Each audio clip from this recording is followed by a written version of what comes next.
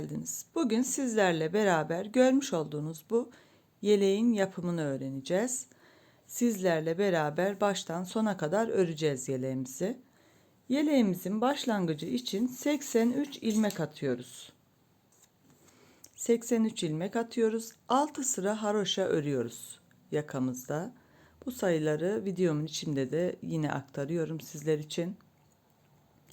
6 sıra haroşa ördükten sonra 9'ar tane pat ilmeğimiz var. 9'ar tane pat ilmeğinden sonra ortada 65 tane ilmeğimiz kalıyor. Bu 65 ilmekte ilk sırada bir kez bir dola yaparak bu şekilde bir ajur oluşturuyoruz. Buraya dilersek böyle bir alttan bir üstten geçirerek bağcık da yapabiliriz. Eğer dilerseniz. Bakın bu şekilde geçirdiğimizde bağcığımız burada yerini alacaktır. Daha sonra bir kez bir dola sırasından sonra arka taraftan ters örerek geliyoruz ve ön taraftan yapraklarımızın kurulumunu gerçekleştiriyoruz. Yapraklarımızın bir tanesi için 5 ilmek gerekiyor kurulumda. 1, 2, 3, 4, 5, 6, 7, 8, 9, 10 ve 11 tane yaprak gerçekleştiriyoruz kurulumda. Ve şuradaki ilk yaptığımız ajur, dilerseniz bağcık geçirebilirsiniz dediğim ajurları saymadan, bakın bu şişimiz burada kalsın. Yaprağımızda 5 tane artırma yapıyoruz. 1, 2, 3, 4, 5. 5 sağda, 5 solda. Yani toplamda bir yaprakta 10 tane artırma yapıyoruz. Bu artırmalarımız zaten robamızın genişlemesini sağlıyor. Yaprağımızın eksiltmesine başladığımızda yaptığımız artırmalar sadece burada eksilttiğimiz ilmeklerin yerine geçiyor. Burada herhangi bir artma olmuyor yani. Sadece yaprağımızın kök kısmında oluşan artırmalar robamızın sayısını belirliyor. Bu şekilde 5 artırmalı ilk yapraklarımızı bitirdikten sonra ikinci yaprağımız 4 artırma, üçüncü yaprağımız 3 ve dördüncü yaprağımızda 2 artırma olarak devam ettim. Normalde bu modeli görmüşsünüzdür. O modelden biraz farklılıklar yapmaya çalıştım. Bu şekilde daha uygun geldi bana. Ve yaprağımızı bitirdikten sonra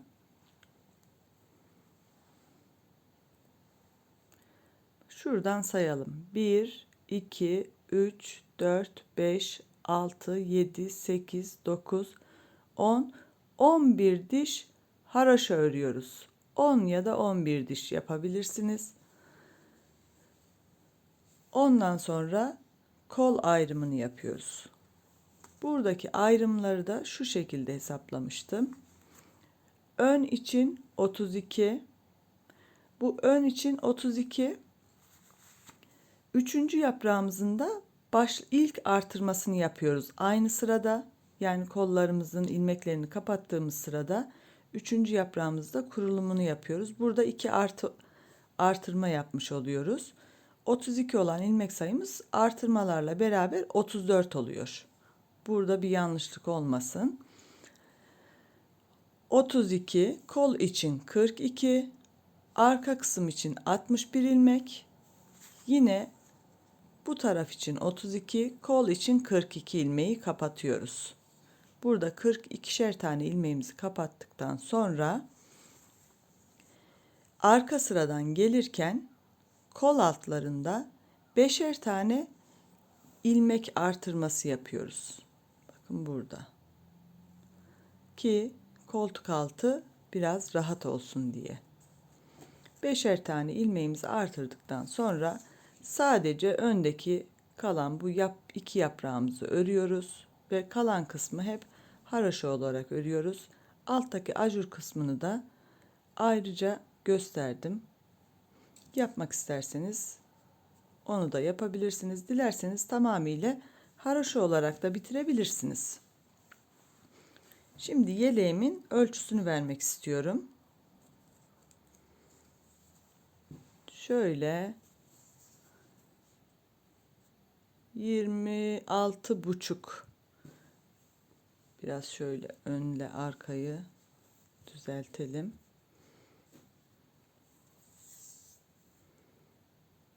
Tam ortadan ölçtüğüm zaman bakın 26, yeleğimizin şöyle koltuk altından ölçtüğüm zaman 21,5, kol uçlarından ölçtüğüm zaman 25,5. Alt tarafa doğru tabii ki biraz daha genişliyor ve 3 düğmeli olduğu için alt taraf daha açık duruyor. 24-25 santim diye. Evet, 25 santim. Bu yeleğimiz 0-6 ay. Yani çok cılız, zayıf bir bebeklerimize 1 yaşa kadar da olabilir. İpimin markası Nako Record'u. 2,5 numarada şiş kullandım. Daha kalın bir ip ve daha kalın bir şişle ördüğünüz zaman tabii ki boyutunu büyütebilirsiniz. Ama boyutunu büyütmek isterseniz bir yaprak artırma yaptığınız zaman bir yaş büyütebilirsiniz. Çünkü bir yaprak için 5 tane ilmeğimiz var kurulumunu yaparken. Bu 5 ilmeğin birini bu öne, birini bu öne, birer tane kollara ve bir tane de arkaya verirseniz düşünün, o zaman eşit dağıtmış olursunuz. Yani şuradaki sayılarımızı düşünerek bu şekilde söylüyorum. 32 olan 33 olur. 43, 62, 43, 33 olur. Örneğin bu şekilde biraz daha genişletmiş olursunuz. Tabii ki başlangıç sayımızda 83 ilmek değildi, 88 ilmek başlamanız gerekir. 5 tane olduğu için bir yaprağın ilmeği. Ve burada artırmamızı yaptığımız için kola kadar olan kısımda en az 1 santim, yani 4-5 sıra haroşa daha fazladan örmelisiniz. Ve etek kısmında da yine en az 1 santim büyütmelisiniz ki buradaki genişliği, buradaki uzamalar da orantılı bir şekilde karşılaşsın. Bu Nako Rekor'la ördüm demiştim. Nako Rekor'u 2,5'la ördüm. Siz 3, 3,5, 4 ile örüp daha büyük örgü elde edebilirsiniz. Ama hoş olmaz. Yani ilk ördüğünüz zaman belki yumuşacık, puf puf duran bir yelek olur ama yıkadığınız zaman 1-2 yıkamadan sonra yeleğiniz kendini kaybeder. O yüzden ince olan bir ipi kalın bir şişle örmeyelim. Mümkün mertebe uygun olan şişlerle. Biraz daha böyle bebek kıyafetlerini özellikle çok yıkandığı için çok kalın şişlerle örmemeye dikkat edelim. Bu benim tavsiyem. Sizlere bir tavsiye de videolarımı genellikle baştan sona kadar bir defa seyrederseniz yapmaya, ondan sonra başlarsanız daha iyi olur. Çünkü insanlık hali, bir şeyleri unutabiliyoruz. Aralarda, ortalarda diyelim videonun sonunda aklıma gelebiliyor. Hatırlatmak için söylüyorum ama bazen geç kalmış olabiliyorum. O yüzden baştan sona kadar bir defa seyredin. Daha sonra yapmaya karar verdiyseniz baştan alarak başlayabilirsiniz. Söyleyeceklerim bu kadar. Şimdi yeleğimizi beraber yapmaya başlayalım. Yeleğimiz için şiş olarak 2,5 numara şiş kullanıyorum. İpimde Nako Rekor. Renk numarası da 180. İpimiz oldukça ince bir yapıya sahip olduğu için 2,5 numara şiş benim için uygun. Şimdi örgümüzü 83 ilmek olarak başlıyoruz. Toplamda 6 sıra haroşa örüyoruz. 1, 2, 3, 4, 5, 6.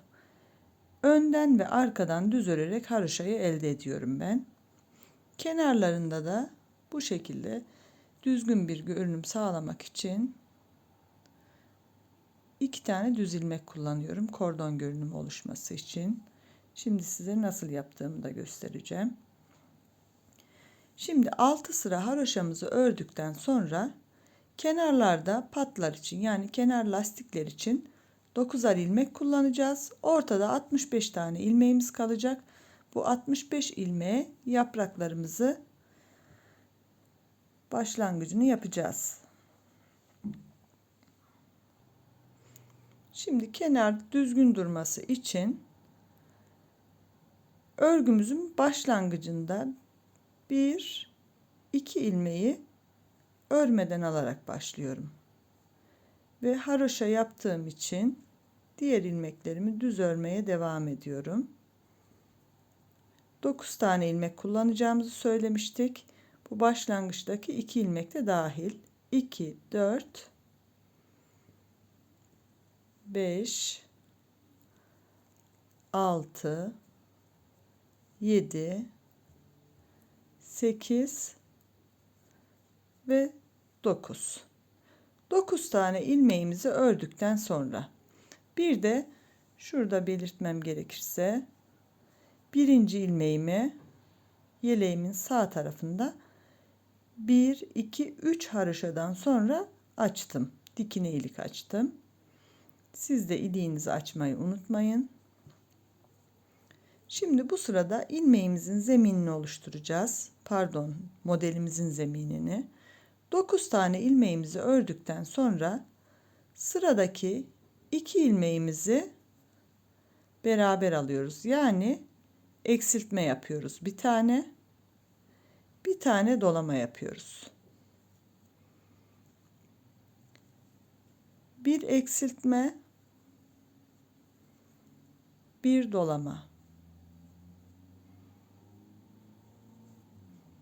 Bir eksiltme,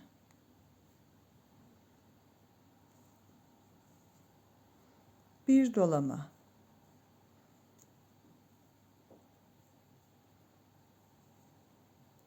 Bir eksiltme, bir dolama. Bu şekilde yaparak sıra sonuna kadar geleceğiz. Sıra sonunda 10 tane ilmeğimiz kalacak. Buradan devam edeceğiz. Bir eksiltme, bir dolama yaparak sıra sonuna geldim. En son eksiltmemi yaptım. Dolamamı yapıyorum. Bakın sonda 2, 4, 6, 8, 10 tane ilmeğimiz kaldı. Bir tane ilmeğimiz tek kaldığı için bunu düz örüyorum. 65 tane ilmek olduğu için bir tanesi tek kaldı. Tek sayı olduğu için. Şimdi kalan 9 ilmeğimi de yine düz olarak örüyorum.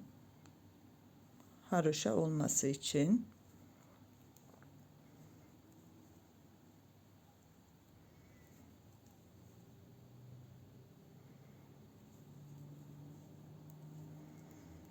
Bakın sıra sonunda 2 düz ilmeğimi örmeye devam ediyorum. Sıra başında örmemiştik 2 düz ilmeğimizi. Sıra sonunda örüyoruz. Şimdi örgümü çevirdim. Sıra başlarında bu 2 düz ilmeğimizi örmeden alıyoruz. Burada da 1 ve 2 örmeden aldım. Üçüncü ilmeğimi düz örerek devam ediyorum.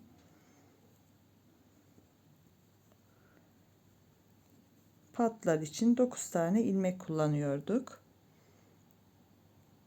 Şöyle 1, 2, 3, 4, 5, 6, 7, 8 ve 9. İpimi öne aldım. Örgümün 65 tane olan ilmeğini ters olarak örüyorum arka sırada. Bir dola bir kez yaptığımız ilmeklerimizi ters olarak öreceğiz sıra sonuna kadar.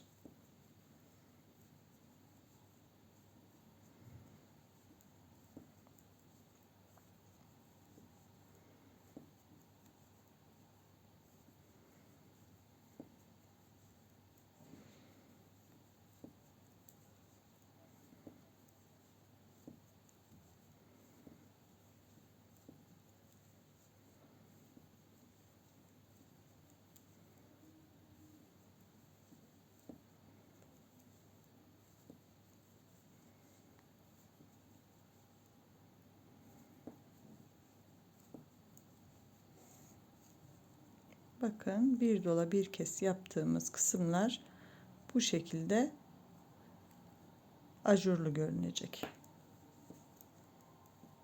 Ve kalan ilmeklerimi ters olarak örmeye devam ediyorum.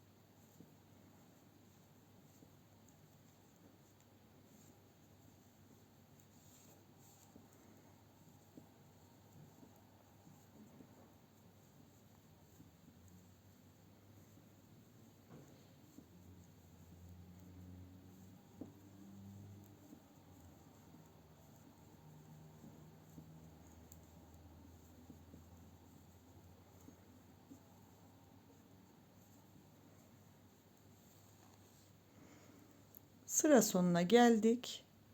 2, 4, 6, 8, 9 tane ilmeğimi düz olarak örmeye devam ediyorum. Dediğim gibi ben haroşayı her iki taraftan da düz örerek elde ediyorum burada. İpimi öne aldım. Son 2 ilmeğimi ters olarak örüyorum. Ve kenar ilmeklerimiz de bu şekilde görünecek. İnce bir kordon varmış gibi. Şimdi ön sıradayız ve modelimizi uygulamaya başlıyoruz. İlk 2 ilmeğimi örmeden alıyorum.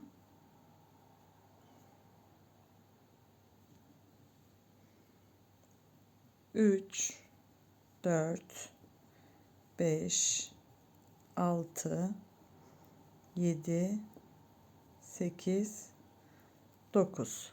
9 tane pat için ilmeğimizi ördük. 2, 4, 6, 8, 9. Kenardaki ilmeklerimizi sıra başında örmeden alıyoruz 2 ilmeği. Sıra sonunda örerek tamamlıyoruz. Şimdi birinci yaprağımızı yapıyoruz. 1, 2 düz, 1 dolama. 1 düz, 1 dolama. 1, 2 düz. Burası birinci yaprağımız. 2 düz, 1 dolama, 1 düz, 1 dolama, 2 düz. İpimi öne aldım. Arada bir tane ters ilmek örüyorum her yaprağın arasında. İpimi tekrar arkaya alıyorum. 1, 2 düz, 1 dolama, 1 düz, 1 dolama, 1, 2 düz. İkinci yaprağımı da tamamladım. İpimi öne aldım. Bir ters ilmek. İpimi arkaya aldım. 1, 2 düz. 1 dolama, 1 düz, 1 dolama, 2 düz örerek 3. yaprağımızı da tamamladık. İpimi öne aldım. Aradaki bir tane ters ilmeğimi örüyorum. Dön, ipimi arkaya aldım. Son kez beraber örelim. 1, 2 düz, 1 dolama. 1 düz, 1 dolama ve 2 düz örüyoruz. İpimizi öne aldık. Aradaki bir ters ilmeğimizi örüyoruz. Bu aradaki ördüğümüz bir ters ilmeği arkadan da düz olarak öreceğiz. Yani bu ilmek hep ters olarak çıkacak. Devam eden kısmı aynı şekilde yapalım. Başlangıçtan bir tekrar edelim. 9 tane patlarımın ilmeği vardı. 2, 4, 6, 8, 9. Modele başlarken 2 düz, 1 dolama. 1 düz, bir dolama, 2 düz. Birinci yaprağımız burası. Arada bir ters, 2 düz, bir dolama, bir düz, bir dolama, 2 düz. Arada bir ters, 2 düz, bir dolama, bir düz, bir dolama, 2 düz. Arada bir ters. Bu şekilde devam edelim sıra sonuna kadar. Sıra sonunda 9 tane ilmeğimizi haroşa olarak örelim ve sıramızı tamamlayalım. Sıra sonunda son 2 ilmeğimi düz örerek sıranın sonuna geliyorum. Model kurulumunu gerçekleştirmiş olduk bu sırada. Şimdi arka sıradan ilk 2 ilmeğimi örmeden alıyorum. İpimi arkaya aldım.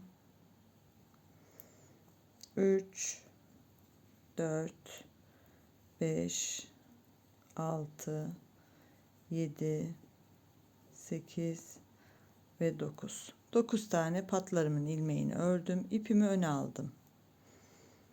1 2 doladığımız ilmekleri de ters örüyoruz. 3 4 5 6 7.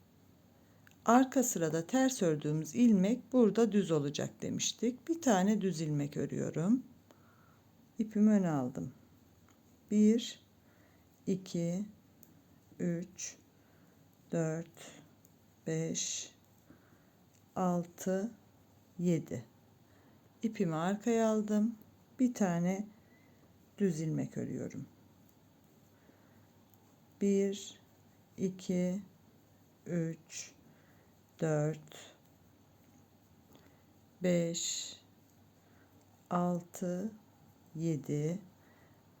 Önde ters olan ilmeğimi arkadan düz örüyorum. Tekrar hatırlatıyorum. Bu şekilde devam edeceğiz. 7 ters 1 düz, 7 ters 1 düz olarak gideceğiz. En son patlarımızda da yine haroşa olarak öreceğiz ve ön sıradan devam edeceğiz. Sıra sonuna geldim. 7 tane ilmeğimi düz ördüm.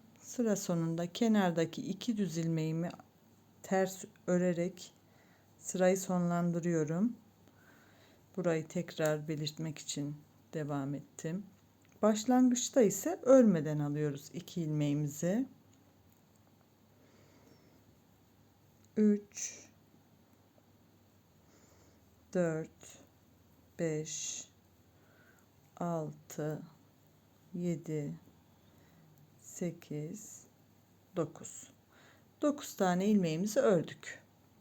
Şimdi yapraklara geçiyoruz tekrar. 1 2 3 tane düz ilmek ördüm. Bir tane artırma yaptığımız için yaprak için 3 tane ilmeğimiz oldu. Bir önceki sırada 2 düz örmüştük. 3 düz, bir dolama, bir düz, bir dolama, 1 2 3 düz. Birinci yaprağımızı tamamladık. İpimi öne aldım. Bir tane ters örüyorum. İpimi arkaya aldım. 1 2 3 tane düz ilmek. Zaten artıracağımız yer belirgin. Bir dolama, bir düz ilmek, bir dolama, 1 2 3. İkinci yaprağımızı da tamamladık. İpimi öne aldım. Aradaki bir ters ilmeği örüyorum. İpimi arkaya aldım. 1 2 3 tane düz ilmek. Bir dolama, bir düz ilmek, bir dolama, 1 2 3 düz ilmek. Üçüncü yaprağımızı da tamamladık. Aradaki bir ters ilmeği örüyorum ve ipimi arkaya alıyorum. Bu şekilde bu sırayı da devam ediyoruz. Her bir yaprağımız için 3 düz, bir dolama, bir düz, bir dolama, 3 düz. Arada bir tane ters ilmek. Bu şekilde örerek sıra sonuna gelelim ve devam edelim. Sıradan devam ediyoruz. İlk 2 ilmeğimi örmeden alıyorum. 1 2, 3, 4, 5, 6, 7, 2, 4, 6, 8, 9 tane ilmeğim oldu. Şimdi ters örüyorum. 1, 2, 3, 4, 5, 6, 7, 8, 9 tane ters ilmek örüyoruz. Bir tane düz ilmek. Zaten bakın düz ilmeğimiz belirginleşti artık. 9 tane ters. Buradaki bir ilmek düz. Bu şekilde 9 ters bir düz olarak ön sıraya geliyoruz. Tekrar ön sıradan devam ediyoruz. Her zamanki gibi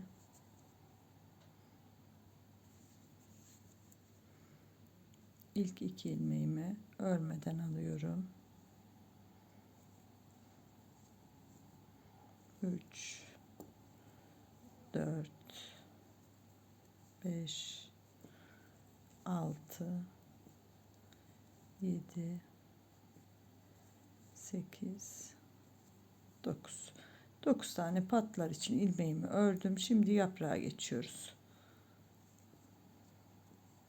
1, 2, 3, 4. 4 tane düz ilmek ördük. Bakın artırma yerimiz belirginleşti artık. Şu birinci sıradaki ajur görüntüsü bir kez bir dola yaptığımız kısım. Bir ikinci artırmamızı yapmışız. Bu üçüncü olacak. 4 düz ördük, bir dolama, bir düz ilmek, bir dolama, 1, 2, 3, 4. Yani sağda 4 düz ilmekle başlıyoruz. Bir dolama, bir düz ilmek, bir dolama, 4 düz ilmek. Şu bir düzümüz yaprağımızın orta kısmı. Sağından ve solundan birer tane dolama yapıyoruz. Her zaman 4 düz, 400 de sol tarafta. Şimdi aradaki bakın ters ilmeğimiz. Bir tane ters ilmeğimi ördüm. 1, 2, 3, 4 tane düz ilmek ördüm. Bir dolamamı yapıyorum. Bir düz ilmek, bir dolama, 1, 2, 3, 4. İkinci yaprağımızı tamamladık. Aradaki bir ters ilmeğimizi örüyoruz ve arkaya aldık ipi. 1, 2, 3, 4. Bir dolama, bir düz ilmek, bir dolama, 1, 2, 3, 4 düz ilmek ve aradaki bir ters ilmeğimi örüyorum. Bu şekilde sıra sonuna geliyoruz. Arka sıradan devam ediyoruz. Aslında arka sıra anlaşılmıştır sanırım ama yine de bir yanlışlık olmaması için ilk 2 ilmeğimi örmeden aldım. 1, 2, 3, 4, 5, 6, 7, 8, 9. 9 tane 2, 4, 6, 8, 9. 2 tane fazla örmüşüm. İlk 2 ilmeği saymayı unuttum galiba.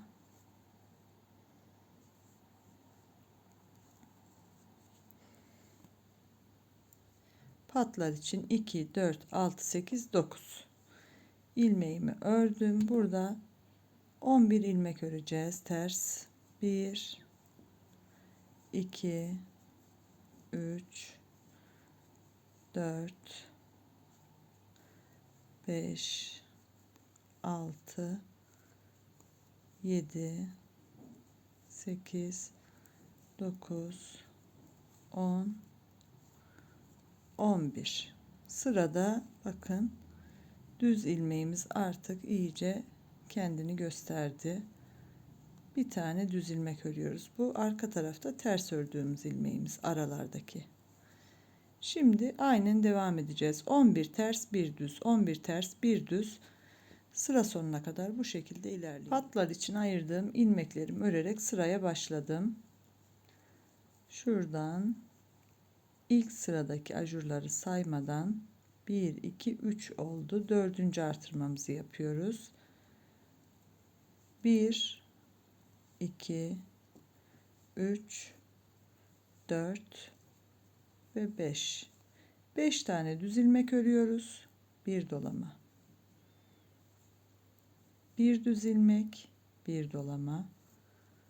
1 2 3 4 5 tane düz ilmek ördük. İpimizi öne alıyoruz ve aradaki bir tane ters ilmeğimizi örüyoruz.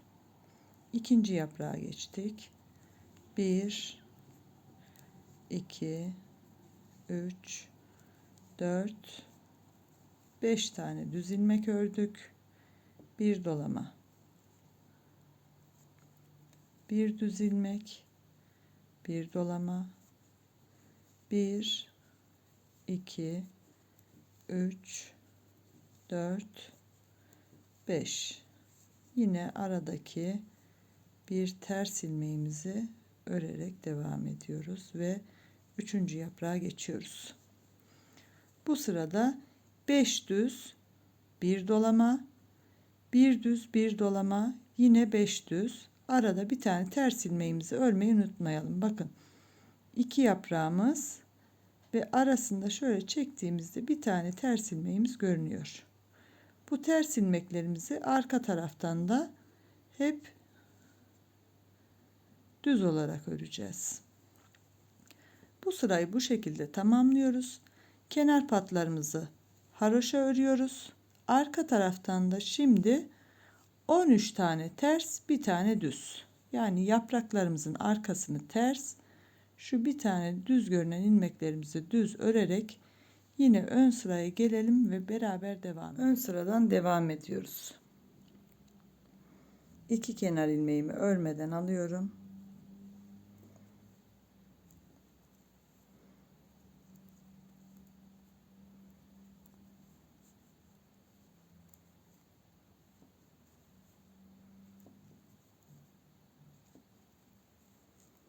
Burada patlar için olan ilmeklerimizi ördük. Şimdi yaprağımızın son artırma sırasındayız. Bakın şu başlangıçtaki ajuru saymadan 1 2 3 4 tane yaptık. 5. ajurumuzda yapıyoruz artırmamızı ve bitiriyoruz. Yaprağımıza geçtik. 1 2 3 4 5 6 tane düz ilmeğimi ördükten sonra bir dolamamı yapıyorum. Aradaki bir düz ilmeğimi örüyorum. Bir dolama daha yapıyorum. 1 2 3 4 5 6 tane düz ilmeğimi ördüm ve yaprak arasındaki bir tane ters ilmeğimizi örüyoruz. İkinci yaprağa geçiyoruz.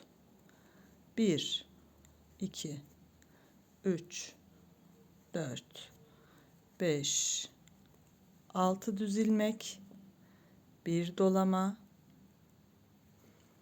bir düz ilmek, bir dolama, 1 2 3 4 5 ve 6. İkinci yaprağımızı da tamamladık ve aradaki bir tane ters ilmeğimizi örüyoruz ve 3. yaprakla devam edeceğiz. Bu şekilde her yaprakta 6 düz ilmek, bir dolama, bir düz ilmek, bir dolama, 6 düz ilmek yapıyoruz. Aradaki birer tane ters ilmeğimizi de örmeyi unutmuyoruz. Bu yaprağımızın son artırma sırasıydı. Bu sırayı bu şekilde tamamlayacağız. Arka tarafta da yine yaprağımızın arkasındaki ilmeklerimiz ters. Şurada gördüğümüz bir tane düz ilmeği düz örmeye devam edeceğiz ve ön sıradan tekrar devam ediyoruz. Tekrar ön sıraya geldik. En son örgümüzün halini görmenizi istedim. Bu şekilde 11 tane yaprağımız oluştu. Yaprağımızın artırmasını bitirmiştik. Şimdi bu sırada eksiltmeye başlayacağız yapraklarımızı.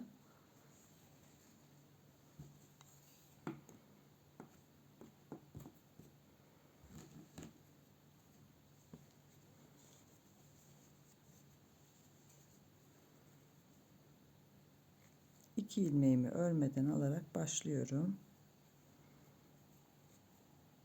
1, 2, 3, 4, 5,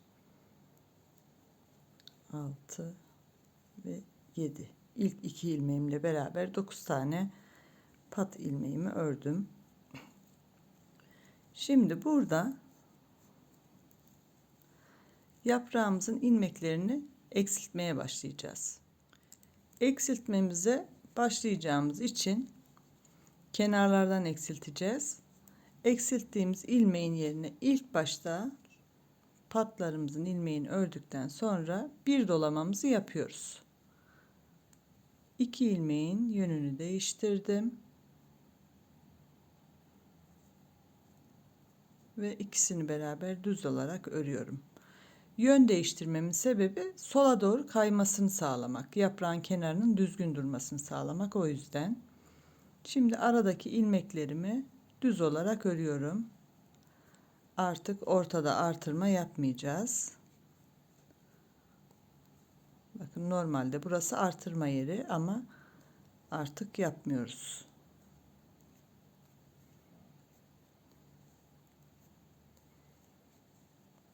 Sondan bir tane daha ördük. Şimdi yine sonda 2 tane ilmeğimiz var. Benim ilmeklerim bu şekilde aldığım zaman sağa doğru kayıyor düzgün. Sizin ilmeklerinizin şekline göre yönünü belirleyebilirsiniz. Bakın sağa doğru görünecek. Burada eksiltmemizi yaptığımız için bir dolama yapıyorum. Ve aradaki bir tane ters olan ilmeğimizi artık bu kısımda haroşa olarak öreceğimiz için düz olarak örüyorum. Artırmamı yaptım. Bir düz ilmek ördüm. Diğer yaprağa geçerken yine bir tane dolamamızı yapıyoruz. Yani artırmamızı. 2 ilmeğimin yönünü çevirdim. İkisini beraber aldım. Aradaki ilmekleri düz olarak örüyorum. Yaprağımın en son 2 tane ilmeği kalana kadar.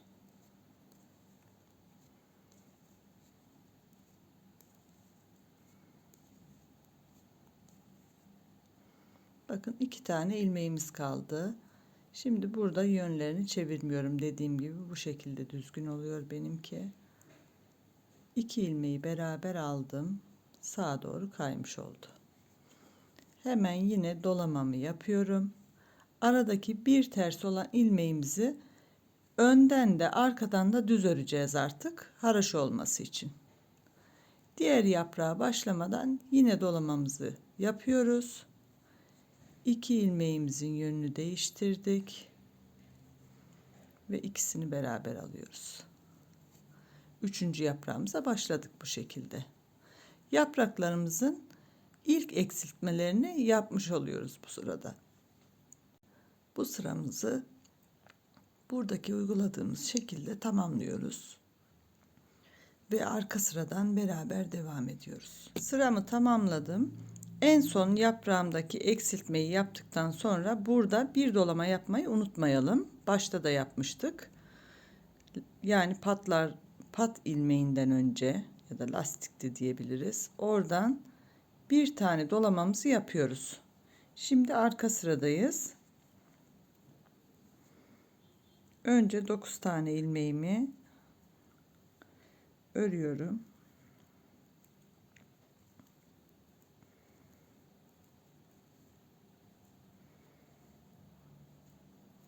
Dokuz. 9 ilmeğimizi ördükten sonra bakın artırdığımız ilmeği de düz örüyoruz. Haroşa olacağı için bu ilmekler her iki taraftan da düz örüyoruz. İpimi öne aldım. Yaprağımıza ait olan ilmekleri ters örüyoruz.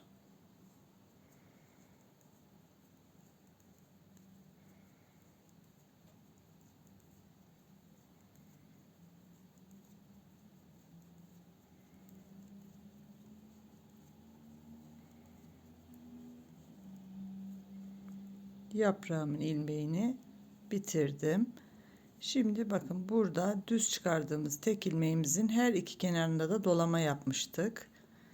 Doladığımız ilmeklerimizi de düz örüyoruz. Ve bu ilmeğimizi de düz örüyoruz. Yine doladığımız ilmeği de düz ördük. 3 ilmeğimi düz örüyorum. Hem arkadan düz örüyoruz bu ilmekleri hem önden. Çünkü bu kısım haroşa olacak. Yapraklarımızın ilmeklerini yine ters örerek devam ediyoruz. 2 yaprak arasında ters ördüğümüz bir tane ilmeğimiz vardı. O ilmeğin kenarından artırmalar yapıyoruz artık ve o kısım artık haroşa olacak. Bakın ikinci yaprağımın ilmeklerini ördüm. Doladığım ilmeği düz örüyorum. Ortadaki ilmeği de düz ördüm ve diğer doladığım ilmeği de düz örüyorum. Bu şekilde yapraklarımızın ilmekleri ters. Şu ilmek ve kenarındaki 2 artırdığımız ilmeği de düz örerek sıra sonuna geliyoruz ve ön sıradan devam ediyoruz yine.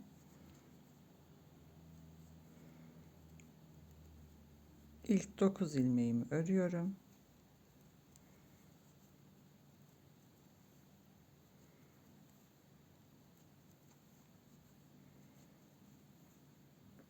İki, 4, 6, 8, 9. Şimdi yaprağımızı eksiltmeden önce bir tane dolama yapmıştık. Bunu arkadan ve önden düz öreceğiz ki haroşa olsun. Yine bu ilmeği de düz örüyorum. Yaprağımızın kenarından eksiltmeyi yapmadan önce dolamamızı yapıyoruz hemen. 2 ilmeği çevirdim ve ikisini beraber alıyorum. Aradaki ilmeklerimi düz olarak örüyorum yine sonda 2 düz ilmek kalana kadar.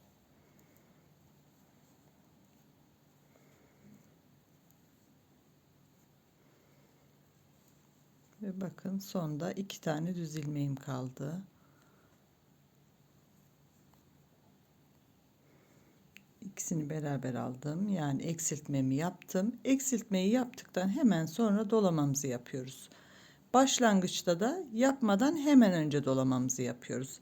Yani bu artırma delikleri, ajurları yaprağımızın kenarına denk gelecek. Dolamamızı yaptık.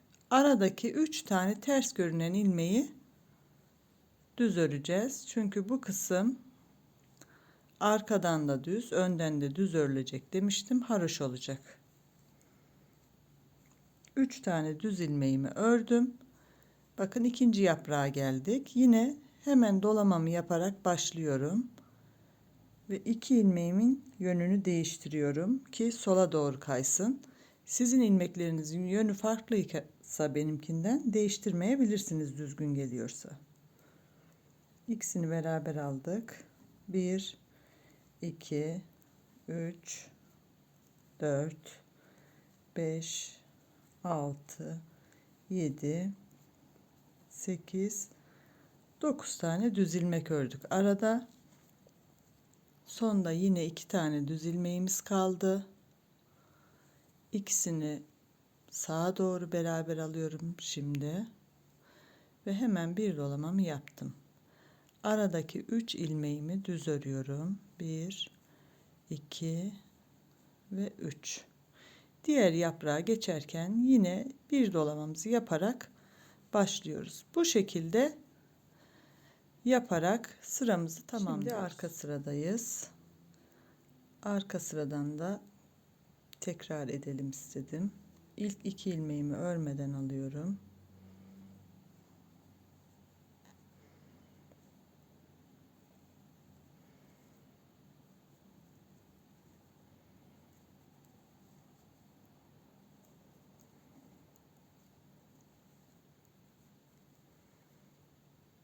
İki, 4, 6, 8, 9.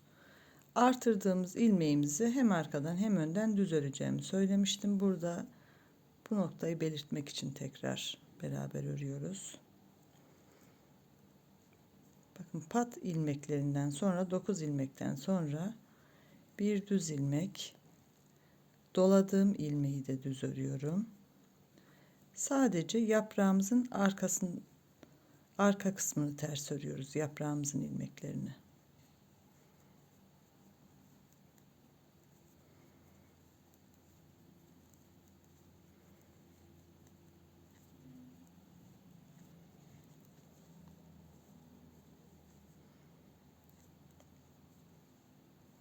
Ve yaprağımın ilmeklerini ters örerek tamamladım. Şimdi aradaki ilmeklere geçiyoruz. Yaprağın ilmeği bittikten sonra doladığımız ilmek var hemen. Buradan anlayabilirsiniz. Doladığımız ilmeği düz ördük. Ve 3 ilmeğimizi de düz örüyoruz aradaki. Ve bir tane daha doladığımız ilmek var. Bunu da düz ördük. Şimdi yaprağımın ilmeklerine geçiyorum. Bu kısımda yine ters ilmek örüyoruz.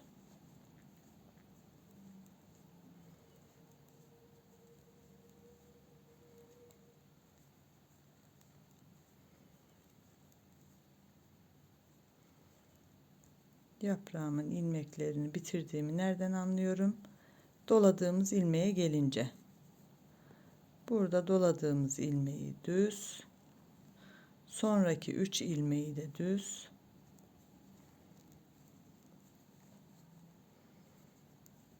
Ve diğer doladığım ilmeği de düz örüyorum. Her sırada artırma yaptığımız için bu 3 düz ilmek ördük ve doladığımız ilmeklerle 5 oldu. Yani her sıra 2 artıyor bu kısım. Yapraklarımızın ilmekleri azalırken bu kısımdaki ilmekler çoğalıyor. Bu şekilde yaprakların arkasını ters, diğer ilmeklerimizi artırdığımız ilmekler de dahil düz örüyoruz. Ve ön sıraya geleceğiz. Ön sırada yaprak eksiltmeye devam edeceğiz. Her sırayı beraber yapmamıza gerek yok artık. Buradan en son uç kısmını beraber yapabiliriz. Nasıl düzgün duracağını gösterebilmek için. Yaprağımızın bütün ilmeklerini eksilterek şöyle en ortadaki ilmeğimiz son 3 ilmek kalana dek.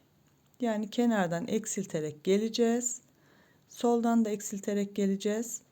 3 tane ilmeğimiz kalacak yaprağımızda ve o kısımdan beraber devam edeceğiz. Bakın yapraklarımızı eksilterek son 3 ilmeğe geldik. Şimdi buradan devam ediyoruz.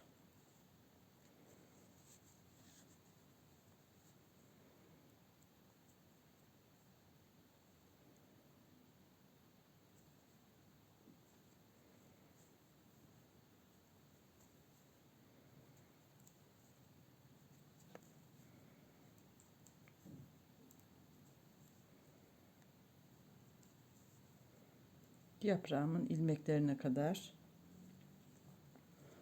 düz örüyorum.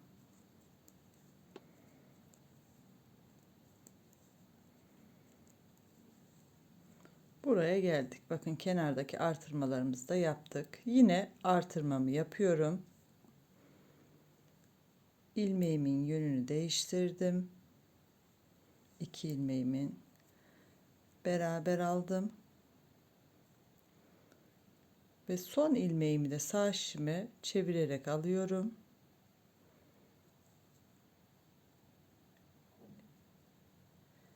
İlmeğimizi üzerinden atlatıyoruz. Bu şekilde 3 ilmeği bir ilmeğe düşürmüş olduk. Dolamamızı yapmıştık. Yine bir dolama yapıyorum ve aradaki ilmekleri hem arkadan hem önden düz olarak örüyorum haroşa olacağı için.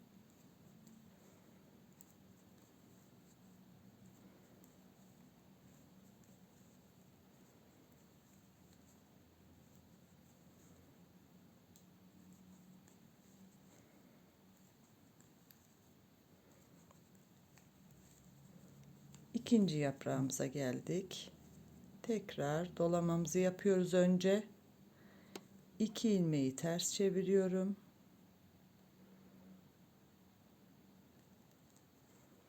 İkisini beraber alıyorum.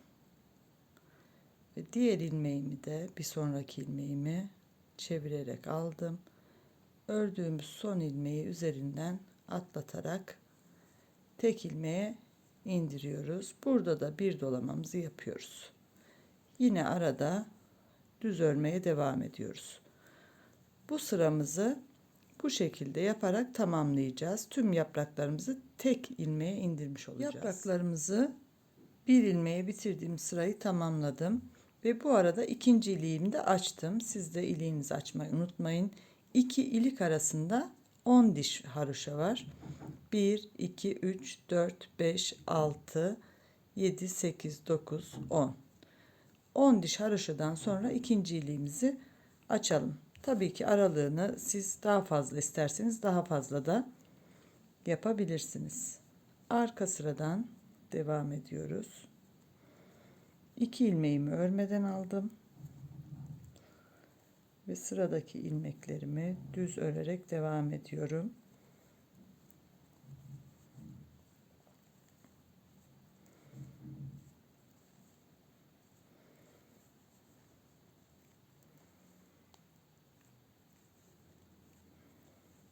Bakın artırdığım ilmeğe geldim. Bunu da düz örüyorum. Sadece buradaki ilk yaprağımız ve son yaprağımızın altındaki bir tane ilmeğimizi ters öreceğiz. Sadece bunu ters örüyorum ve sıramı ilmeklerimi düz örerek tamamlıyorum. Artık yapraklarımızı tamamladığımız için hem arkadan hem önden düz öreceğiz. Haroşa yapacağız. Bu şekilde örüyoruz. Düz ilmek olarak sonuna kadar. Sadece buradaki yaprağımızın iki artırma arasındaki bir tane ilmeğimizi, yani buradaki son ilmeğimizi ters öreceğiz. Son yaprağımızın ilmeğini ters örüyoruz ve sıramızı tamamlıyoruz. Yeleğimizin robasının son hali bu şekilde. Arka sıradan hep düz örerek geldik. Sadece bu yaprağımızın bir tane ilmeğini ve bu yaprağımızın bir tane ilmeğini arka taraftan ters örelim demiştim. Şimdi bu yaprakları bitirdik. Alt kısım hep haroşa olacak. Sadece bu iki yaprağın ucundan yine yaprak yapacağız. Bakın bütün ilmeklerimi düz örerek geldim. Yaprağımın tek kalan ilmeği bu. Sağında 2 tane ilmek var. Burada şuradaki yaptığımız kurulumun aynısını yapacağız.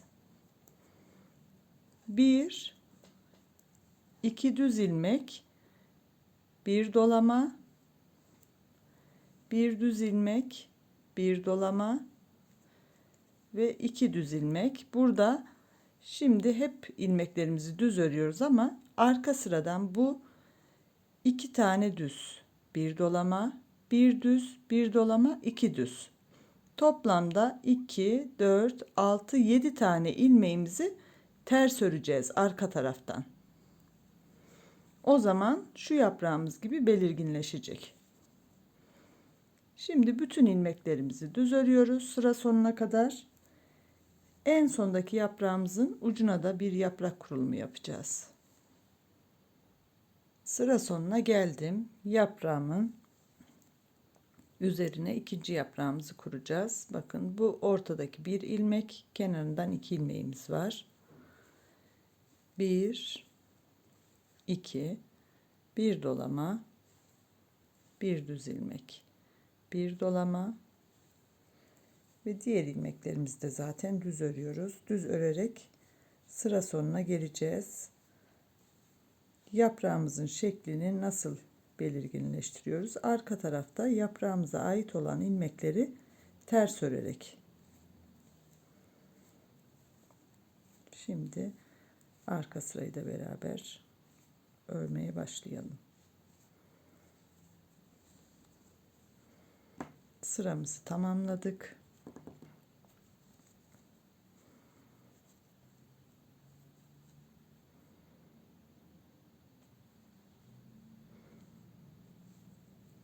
İlk 2 ilmeğimi örmeden alıyorum. Artık bu kısımları çok belirtmiyorum.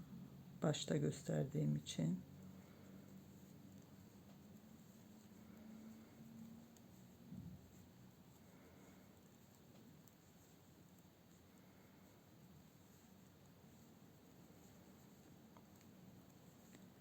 İlmeklerimi yaprağıma kadar düz örüyorum. Nereden anlıyoruz yaprağımıza geldiğimizi? Bakın. 2 düz ilmek, 1 dolama, 1 düz ilmek, 1 dolama, 2 düz ilmek. Yani toplamda 2, 4, 6, 7 tane ilmeğimizi ters öreceğiz. 1, 2, 3. ilmek doladığımız ilmek olacak. 4, 5, 6 ve 7. 7 tane ters ilmeğimi ördükten sonra yine sıranın diğer başına kadar sadece yaprağımızın ilmeklerini yine 7 tane ters öreceğiz. Diğer baştaki yaprağa kadar düz olarak örelim. Arka sıradan yine yaprağımızın arka tarafına geldim. Burada da bakın artırmadan 2 ilmek öncesinden ilmeklerimizi ters örüyoruz. 1, 2, artırdığımız ilmek 3, 4, 5, 6 ve 7. Diğer kalan ilmeklerimizi düz olarak örüyoruz.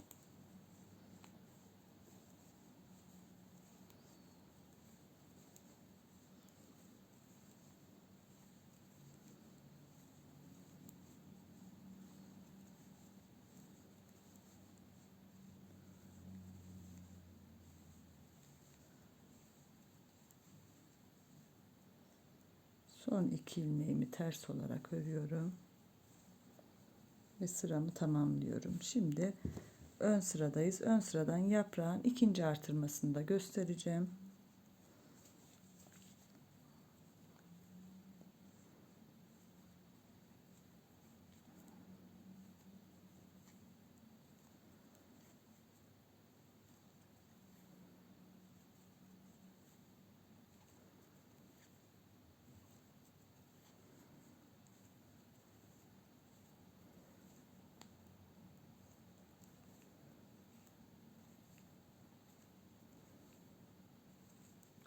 Evet, buradaki düz ilmeklerimizi ördük. Bakın 7 ters ilmeğimizi arkada düz örmüştük.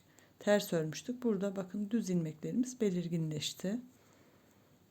İpimi arkaya aldım. Zaten arkadaydı, pardon. 1, 2, 3 düz ilmek örüyorum. Bir önceki sırada 2 tane örmüştük. Artırdığımız ilmekle beraber 3 oldu. Şimdi bir dolama yapıyorum. Bir düz ilmek. Bir dolama. 1, 2, 3. İlk yaprağımızı ikinci artırmasını yapmış olduk burada. Arka sıradan yine 3, 6, 9. 9 tane ilmeğimizi ters öreceğiz. Diğer ilmeklerimiz hep düz olacak. Bu yaprağımıza denk gelen 9 ilmek ters. Yine sıra sonundaki yaprağımızda da 3 düz, 1 dolama, 1 düz, 1 dolama ve 3 düz olarak öreceğiz. Bu yaprağımızın ilmekleri de 9 olacak ve arkadan ters olarak öreceğiz. Bu ikinci artırmamızdı. Yaprağımızı 4 artırmaya tamamlayarak beraber devam edelim. İkinci başladığım yaprağımda 4 tane artırmamı tamamladım. Bakın 4 tane artırmayı yaptığımızı nereden anlayacağız? Düz ilmeğimizi 2 tane düz ilmekle başlamıştık artırmaya. 2, 4, 6 tane oldu. Diğer tarafta da 2, 4, 6 oldu. Bir tane de ortadaki ilmeğimiz var. 4 artırmamızı yaptıktan sonra yaprağımızı buradaki gibi eksiltmeye başlıyoruz.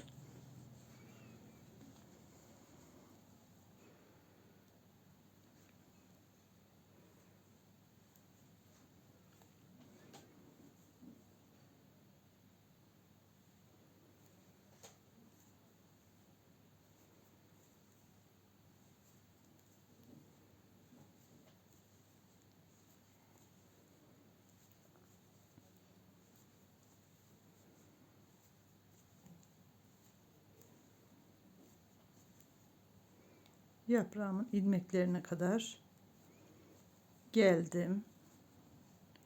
Burada 2, 4, 6, 8, 10, 12, 14 tane ilmeğimizi haroşa olarak ördük.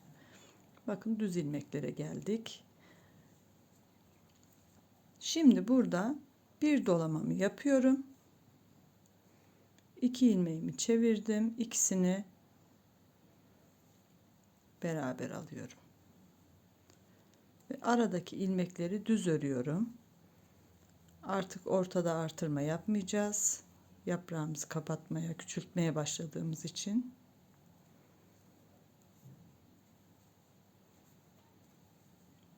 Son 2 ilmeğime kadar ördüm. Şimdi yaprağımın son 2 ilmeğini biraz genişletiyorum. Ve ikisini beraber alıyorum. Yine eksiltmemi yaptım. Sağa doğru. Ve burada bir dolamamızı hemen yapıyoruz. Şimdi sıra sonundaki yaprağımıza kadar bütün ilmeklerimizi düz olarak örüyoruz. İlmeklerimi düz örerek diğer yaprağıma geldim. Burada yine yaprağımdaki eksiltmeyi yapmadan önce bir tane dolamamı yapıyorum. 2 ilmeğimi ters çevirerek ikisini beraber alıyorum. Ters çevirmemin sebebi sola doğru kaymasını sağlayabilmek. Sizin ilmekleriniz o yöne doğru bakıyorsa yönünü çevirmeyebilirsiniz. 1, 2, 3, 4, 5, 6, 7, 8, 9 tane düz ilmek ördük. Ortada artırma yapmıyoruz artık. Kenarlarda yapıyoruz yaprağımızın. Sıradaki 2 ilmeğimi yine beraber alacağım.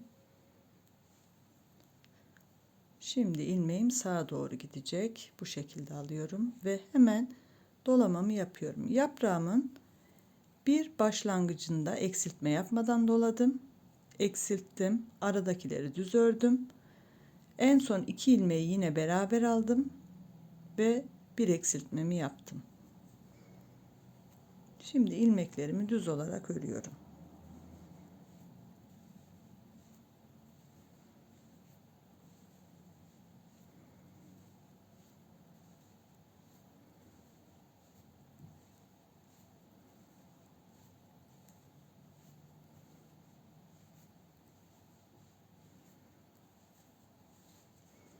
Arka sıramıza geçiyoruz.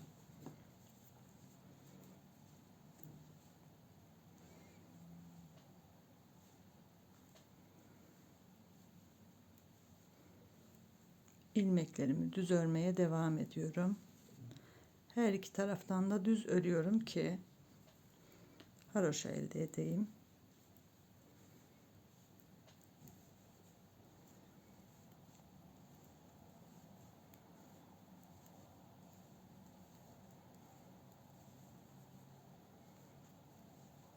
Bakın artırdığım ilmeğe kadar geldim. Burada 2, 4, 6, 8, 10, 12, 14 tane ilmek ördük. Artırdığımız ilmeği de düz örüyoruz. Her iki taraftan da düz öreceğiz bu ilmeklerimizi. Sadece yaprağımın ilmeklerini ters örüyorum. 1, 2, 3, 4,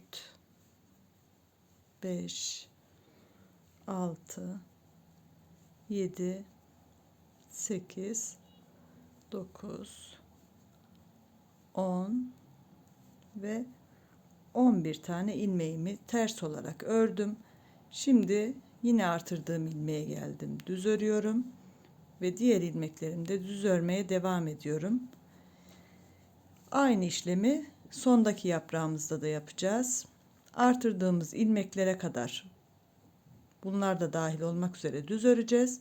Sadece 11 tane yaprağımızın ilmeğini ters öreceğiz ve diğer sıradan devam edeceğiz. Ön sıradan devam ediyoruz. 15 tane düz ilmeğimi ördüm. Yaprağımıza geldik. Bir dolamamı yapıyorum.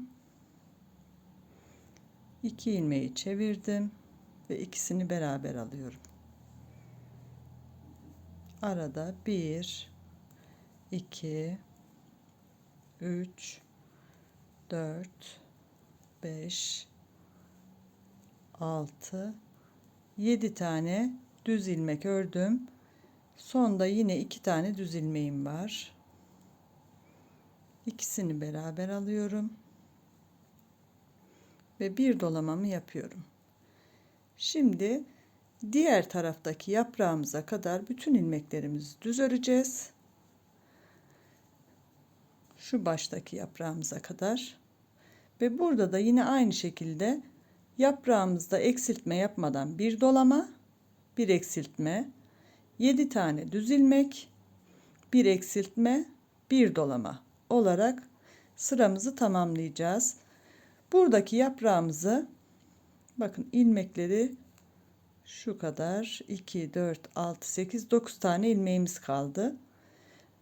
Buradaki 9 ilmeğimizi bir ilmeğe indirene kadar, en son 3 ilmeği beraber alıyorduk. Şuradan hatırlayacağınız gibi bu şekilde yapana kadar, yani tek bir ilmek kalana kadar eksiltmemize devam ederek örelim ve oradan beraber devam edelim. Örgümüzde ikinci yaprağımızda eksilterek tek ilmeğe indirdik. Burada bir tane ilmeğimiz var. Yine yaprak başlangıcı yapacağımız için bu bir ilmeği arkadan ters ördüm. Diğer başta da aynı şekilde birer tane ilmeği ters ördük. Şimdi robamız bu şekilde oldu. Şimdi robamızı 3. yaprağa başlarken ön, kol, arka ayrımını yapacağız. Burada kullanacağımız sayılar: ön için 32, şöyle yuvarlak düşündüğümüz zaman ön için 32, her iki taraf için de. Kollar için 42, buradan da şöyle, ve arka 61 ilmek olacak. Yani toplamda 209 ilmeğimiz var. Önler için 32, kollar için 42 ve arka için 61 ilmek yapacağız. Burada 3. yaprağımızı hem beraber kuracağız hem de ayrımları yapacağız. Şimdi yaprağıma kadar bütün ilmeklerimi düz örüyorum.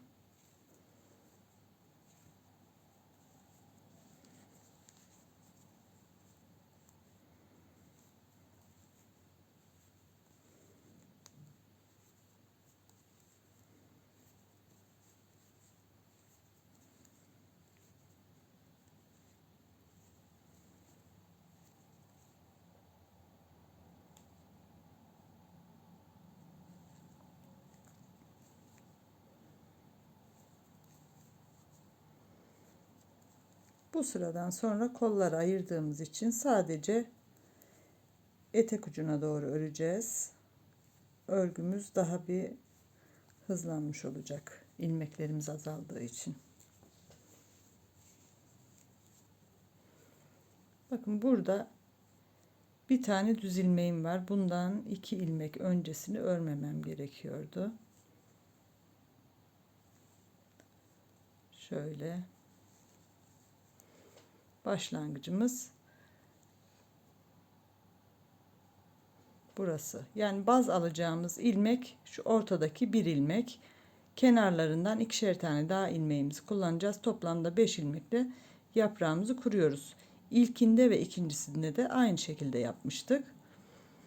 Şimdi 2 ilmeğimi düz örüyorum. Bir dolamamı yaptım.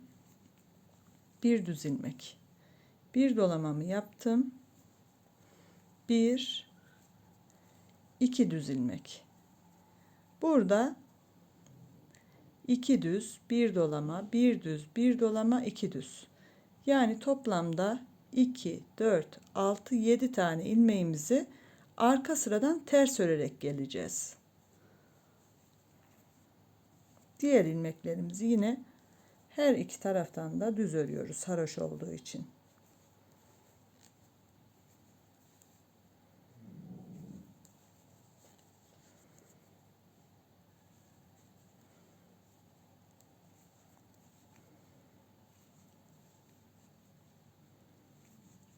Burada işaretleyicime geldim bakın. Burası 32 ilmek. Toplam 32 ilmek burası. Buradan sonra işaretleyicimi bırakıyorum. 33. ilmeğimi ipimi öne aldım. İkisini beraber örerek eksilttim. Sol şişime taktım. 2 ilmeği beraber alarak ilmeklerimi kapatıyorum, yani kol ağzında.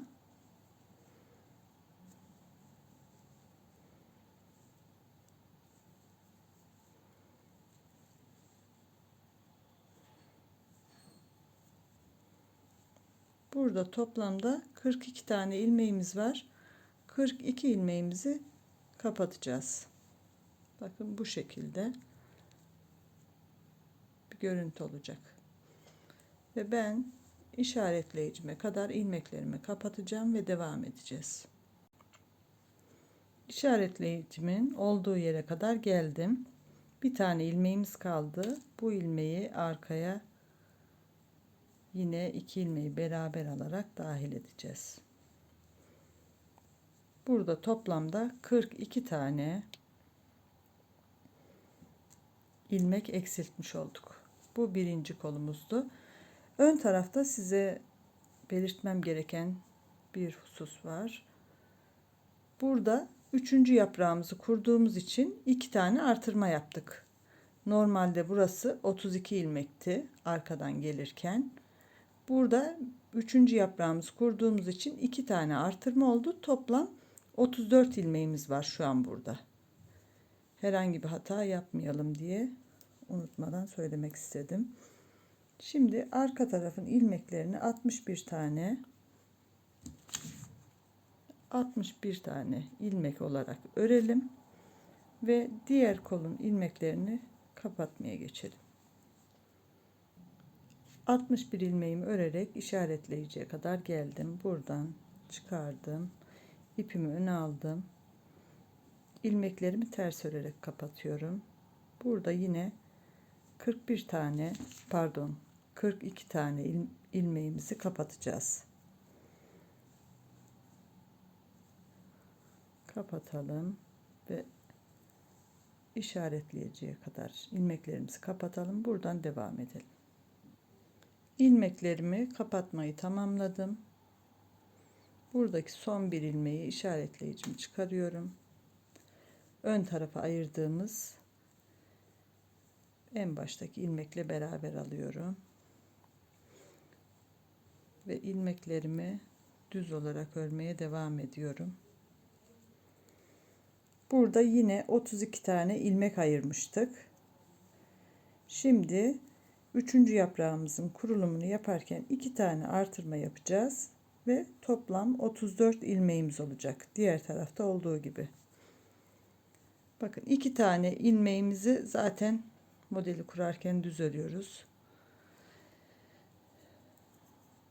O yüzden çıkarmayacağım. Yaprağımız için 2 ilmek. Ortadaki bir ilmeğe geldik. Bir dolamamızı yapıyoruz. Bu 33. ilmek oluyor. Bir düz, ikinci dolamamı yaptım. 34. ilmek. Her iki tarafta da 34 ilmek ön tarafa, 42'şer tane kollar için ilmek kapattık ve arka taraf için 61 ilmek ördük. Bu sırayı da bu şekilde tamamlıyoruz. Şimdi arka sırada 5, 2, 4, 5, 10, 12, 14, 16, 18 tane ilmeğimizi düz ördük.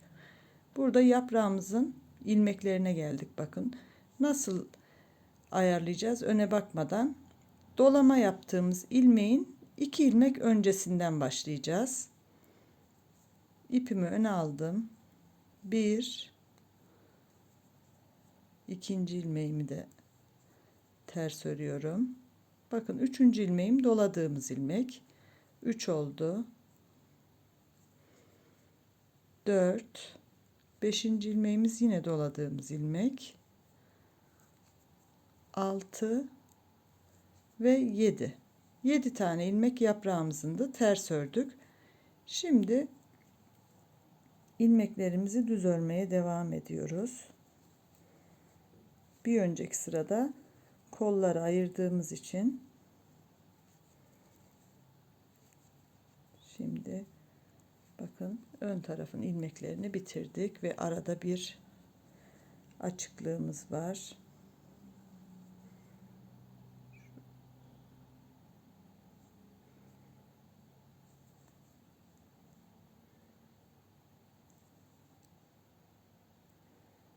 İlmeğimi tuttum, hemen düz örüyorum. Şimdi bu kol için ilmeklerimizi kapattığımız için arkayla ön burada birleşecek. Buraya şöyle ilmek atacağız.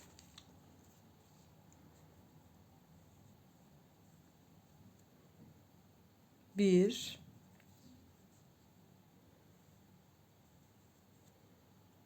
iki, üç,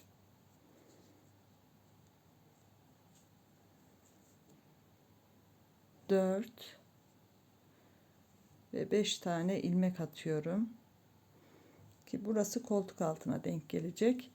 En azından bu 5 ilmek de kolumuzu biraz daha genişletir. Çünkü ufak bir yelek oldu. Kolunun da çok dar olarak koltuk altında kasılmasını istemiyorum. 5 tane ilmek attım.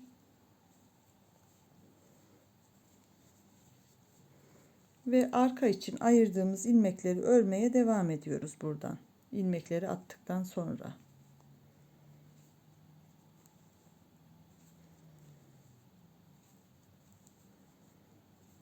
Buradaki ilmekleri tamamlayarak beraber devam edelim.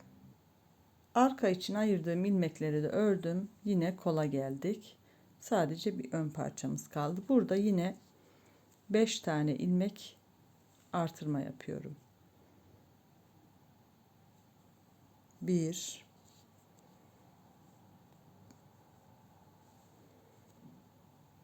2, 3, 4 ve 5. Şimdi ön tarafın ilmeklerini örmeye başlıyoruz.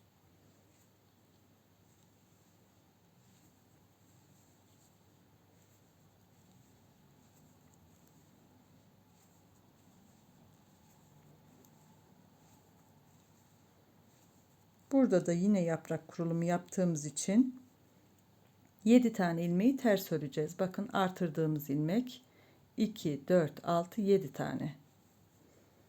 Bu 7 ilmeği ters örüyorum.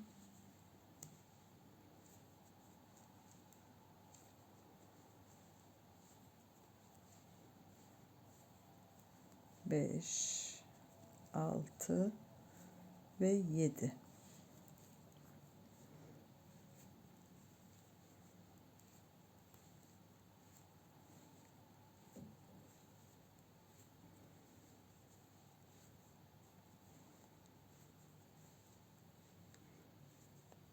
Bütün ilmeklerimizi düz örüyoruz artık. Sıra sonuna gelebilmek için.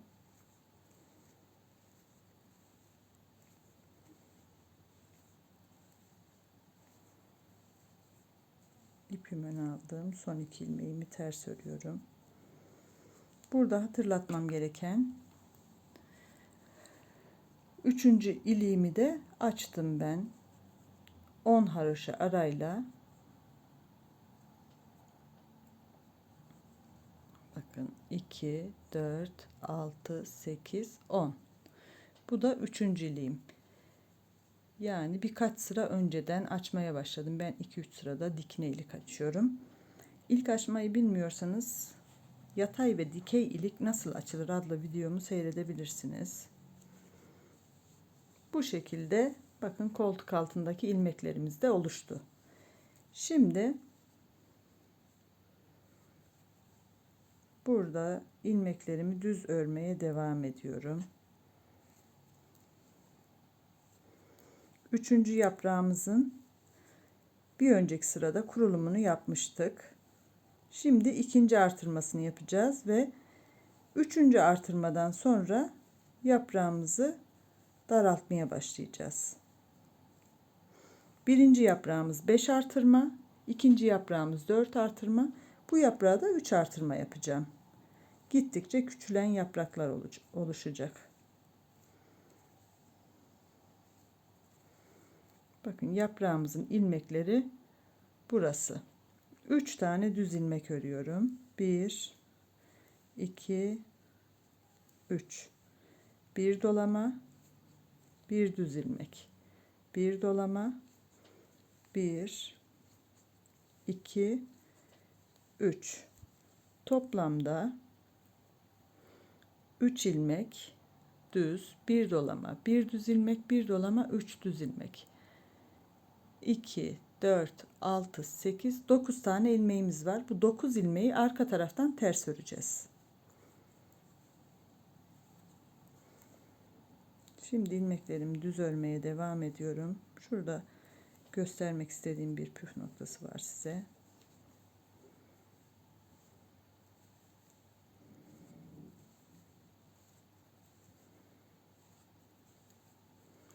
Bakın buradaki son ilmeğim ön tarafın ve koltuk altına aldığımız ilmeklerimiz var. Burada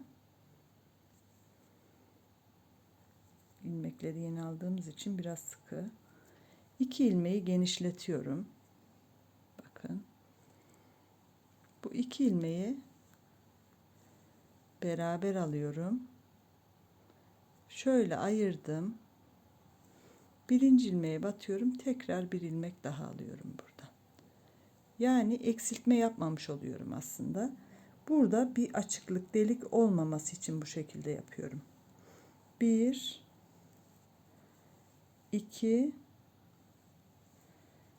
3 tane düz ilmeğimi ördüm. Yine burada artırdığım ilmekle arka tarafın ilk ilmeğini, ikisini beraber alıyorum. 2 ilmeği şöyle ayırdım.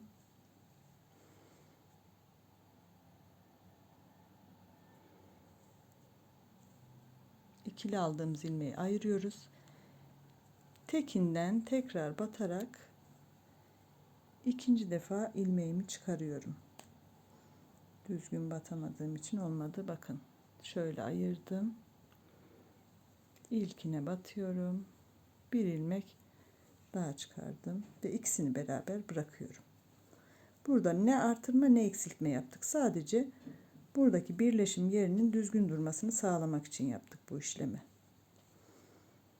Diğer tarafta da aynı şekilde yapalım. Yaprağımızın 2. artırmasını da yapalım. 3 düz ilmek, bir dolama, bir düz ilmek, bir dolama, 3 düz ilmek şeklinde. Arka taraftan da yine burada da 9 tane ilmeğimizi ters örerek geleceğiz. Bu üçüncü yaprağımızın üçüncü artırmasını da tamamlayalım. Sonra eksiltmeye beraber başlayalım. Üçüncü yaprağımı 3 artırmasını tamamladım. 3 artırmayı nasıl tamamladığımızı nereden anlıyoruz? Şuradaki ajurlarla karıştığı için sayamayabilirseniz yaprağımızda 2, 4, 6, 8, 10, 11 tane ilmek olduğu zaman 3 artırmamızı tamamlamış oluyoruz. Şimdi buradan bir dolamamı yapıyorum.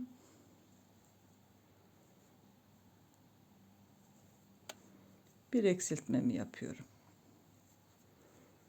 1, 2, 3, 4, 5, 6 ve 7. Arada 7 tane düz ilmek ördük. Kalan 2 ilmeğimizi yine sağa doğru eksiltiyoruz bir tane ve hemen dolamamızı yapıyoruz. Diğer kalan ilmeklerimizi düz olarak öreceğiz. Diğer taraftaki yaprağımızda da yine eksiltmeye başlayacağız. Buradaki yaprağımızın ilmek sayısını 1'e indirene kadar örelim ve oradan beraber devam edelim. Üçüncü yaprağımı da bu şekilde tamamladım.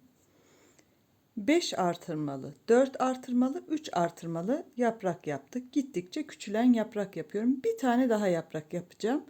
Bu yaprağımızda 2 artmalı olacak. En küçüğü en uçta kalacak.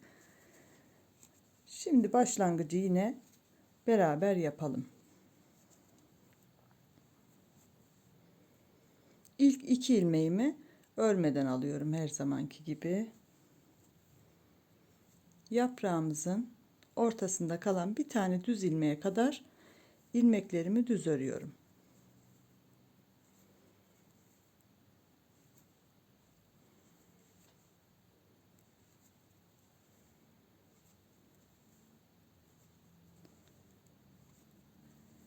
Bu modelden başka kanallarda görmüşsünüzdür. 3 yaprak alt alta iniyordu.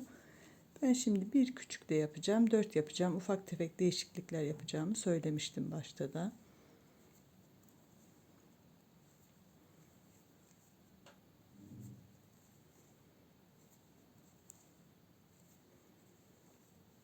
Bakın.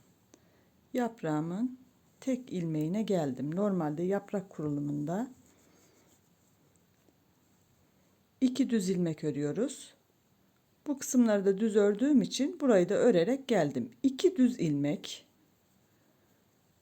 bir dolama, bir düz ilmek, bir dolama ve 2 düz ilmek daha ördüğümüz zaman yaprağımızın kurulumunu yapmış oluyoruz. Bu birinci artırmamız. Diğer sırada ikinci artırmayı yapacağız ve ondan sonra eksiltmeye başlayacağız. Burada dikkat edeceğimiz nokta 2, 4, 6, 7. Bu 7 ilmeğimizi arka taraftan ters öreceğiz ki burada yaprağımız bu şekilde belirginleşsin haroşanın arasında. Şimdi bütün ilmeklerimizi düz örerek yine diğer tarafa geleceğiz. Burada da şuradaki bir tane düz ilmeğimizin sağ tarafından bir artırma, bir düz ilmeği öreceğiz. Sol tarafından da bir artırma yapacağız ve yine bütün ilmeklerimizi düz örerek sırayı tamamlayacağız. Arka tarafta yine burada da şöyle 5 ilmeğimi ayırıyorum. 2 tane de dolama yapacağız. 7 tane ilmeğimizi ters öreceğiz. Ve ikinci sıradaki artırmadan devam edeceğiz. Ön sıraya geldim. Dördüncü yaprağımızın ikinci artırmasını yapacağız. Bakın düz ilmeklerimiz belirginleşti. 1, 2, 3 tane düz ilmek örüyorum. Bir dolama, bir düz ilmek, bir dolama, 1, 2, 3. Yaprağımızın ilmeklerini tamamladık. 3 düz, bir dolama, bir düz, bir dolama, 3 düz. Toplamda 3, 6, 9 tane ilmeğimiz oldu. 2 tane artırmamızı yapmış olduk. Bir önceki sırada, bir de bu sırada. Şimdi diğer sıralarda yine buradaki gibi eksiltmelerimizi yapalım. Son bir ilmek kalana kadar. Ve buradaki 9 ilmeğimizi arkadan ters örmeyi unutmayalım her seferinde. Diğer tarafta da aynı şekilde yine yaprağımızın ikinci artırmasını yapalım. 9 ilmeği tamamlayalım. Arka sıradan ters örelim. Yaprak artırması ve eksiltmesini gösterdiğim için bir önceki sıralarda burada göstermeyeceğim. 2 artırmayı yaptık. Şimdi eksilteceğiz. Bu yaprağımız da bittikten sonra beraber devam edeceğiz. Dördüncü olan yaprağımı da bu şekilde tamamladım. Gördüğünüz gibi büyükten küçüğe doğru 4 tane yaprak yapmış olduk. Şimdi buradan sonra etek ucuna kadar uzunluğunu ne kadar istiyorsak o kadar haroşa öreceğiz. Ben biraz ilerlettikten sonra farklı bir şey denemeyi düşünüyorum. Denediğim zaman yine videomuza devam edeceğiz. Gördüğünüz gibi yeleğimi tamamladım. Alt kısmında hafif ajur uyguladım. Ve bu şekilde tamamladım. Şimdi alt kısımda nasıl bir ajur yaptım? Bir kez bir dola yaptım ama yerlerini değiştirerek yeleğimi tamamladığım için küçük bir parça hazırladım burada.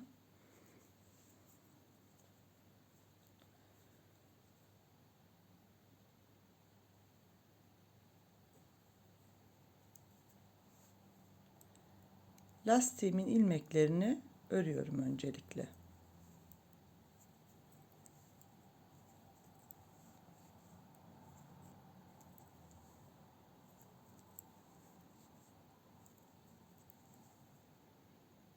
İki, 4, 6, 8 ve 9. Lastiğimizin ya da patlarımızın ilmeklerini ördükten sonra 2 ilmeği bu şekilde ortadan batarak beraber aldım ve bir doladım. 2 ilmeği beraber aldım. Bir dolama yaptım.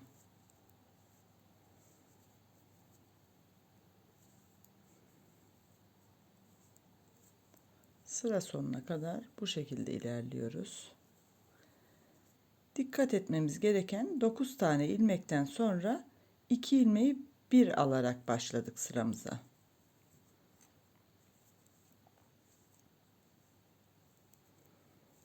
Şimdi yine ikisini beraber aldım. Hemen dolamamı yaptım. 2, 4, 6, 8, 10 tane ilmeğim kaldı. Burada da bu şekilde olmuştu. O yüzden böyle ayarladım. Son kalan bir ilmeğimi düz olarak örüyorum. Patlarımın ilmekleriyle beraber.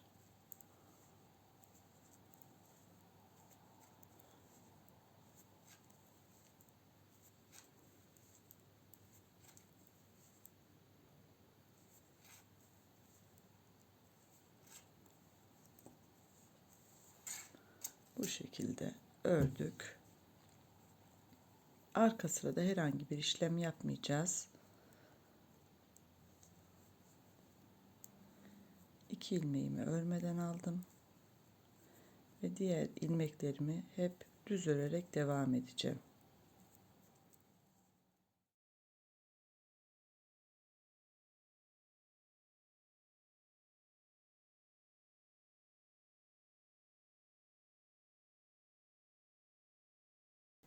Sıramızı son 2 ilmeği ters örerek tamamlıyoruz.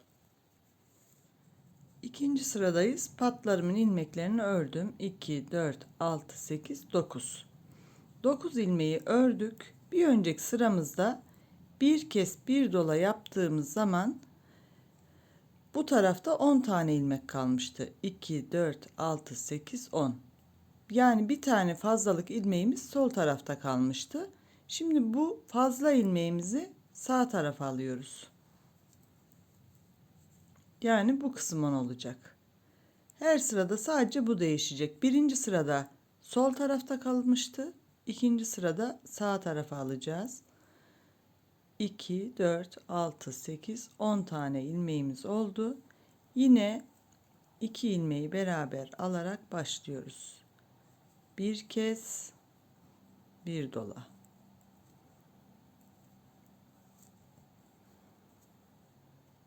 Bir kez bir dola.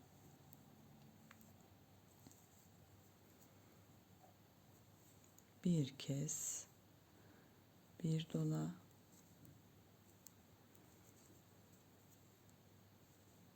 Bir kez bir dola yapıyoruz.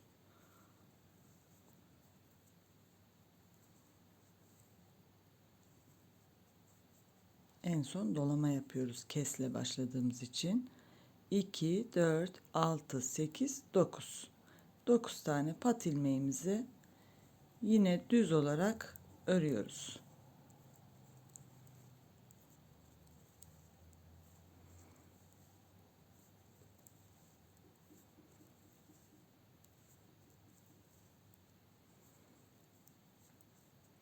Alt tarafta yaptığımız işlem sadece bu şekilde ajurlarımızı kaydırmış oluyoruz. Üst üste gelmiyor.